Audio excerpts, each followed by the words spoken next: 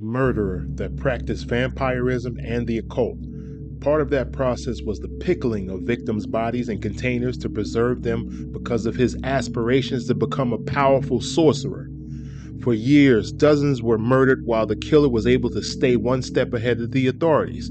Let's find out together how this killer became this person, murdered with impunity, and stayed ahead of the police.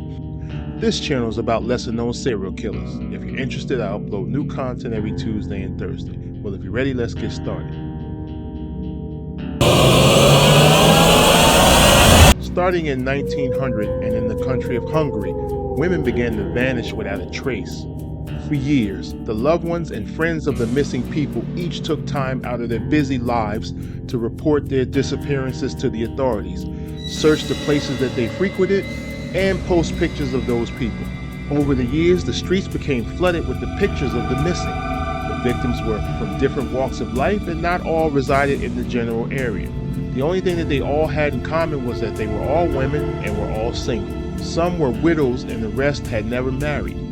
This was a time when women were discreet about their dating practices, so none of the family could provide any information about them dating anyone. Obviously, the authorities didn't have much to go on, so all the cases remained unsolved. The police did take it upon themselves to do an investigative search of each of the women's homes, but found no crime scene. Everything seemed to be in place, nothing was missing, and that included their valuables. Years later, the police would eventually stumble upon a person of interest involving these cold cases, and this is what took place. 1877, in a small town on the outskirts of Budapest, Bela, as a child, had an incestuous relationship with his mother. For years, he and his mother shared a bed amongst other things together, as if it were natural.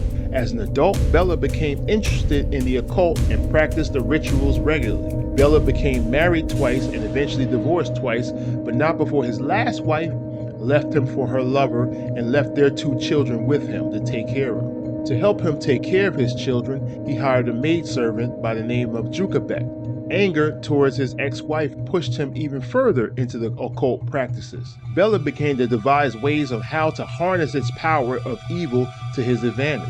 Bela realized that the only way he would be able to become a powerful sorcerer is to make big sacrifices. He also read that to become powerful, you must be willing to do what most others would not. Bela started placing ads in the newspapers to advertise his fortune-telling services, along with being a self-proclaimed professional matchmaker. Bela made a good living doing this and met a lot of people through his services. Single women found a lot of success meeting eligible bachelors, and word of mouth kept his business growing. Allegedly, he contributed his success to his mystical powers. Bela took interest in one of his clients, and they would meet privately and also correspond to one another in secret. His maidservant, Jukabek, would try hard to mind her business, but could not help but see them regularly being romantic towards one another as she cleaned. Several days later, the maidservant noticed Bela writing a romantic letter to a different woman this time. Not wanting to jeopardize her job, she ignored what she saw. Weeks had passed and she had noticed that many of the women that Bela corresponded with would come by to visit, but would never return for a second time. Again, the maidservant found it strange, but she refused to question it and possibly offend her employer. Bela ordered over a dozen steel drums and stored them in his rear yard. The neighbors would secretly complain to the authorities because it became a neighborhood eyesore. The local constable went to Bela's house and questioned him on them. Bela replied that he was storing gasoline due to the high cost of fuel and the impending war. The constable accepted his explanation and went about his business. Bela continued to order more steel drums and store them all over the property. World War I started, and Hungary drafted him into their military. During the war, he would be away from his home for several months at a time.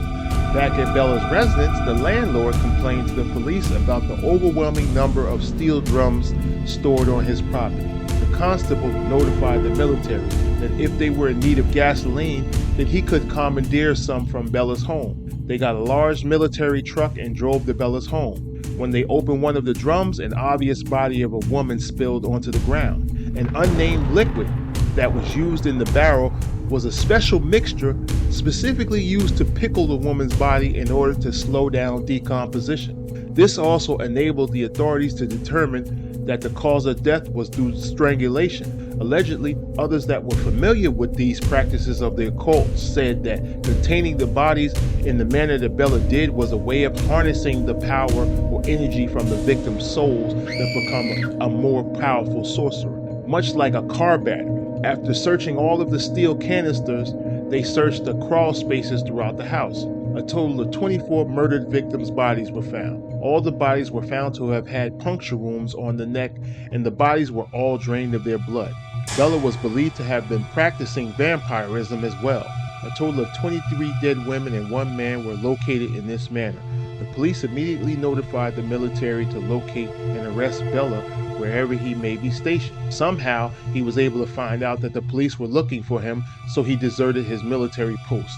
The authorities notified all surrounding countries in order to help capture Bella. He was seen in Turkey, Romania, and in France after joining the Foreign Legion. The last mentioned sighting was in New York City by a police officer. The authorities continued to search for him, but he was never located. To this day, he was never brought to justice for the murders, and due to the amount of time passing, he is presumed to be deceased. If you enjoy more stories such as these, click on one of the suggested videos above. God bless and stay safe.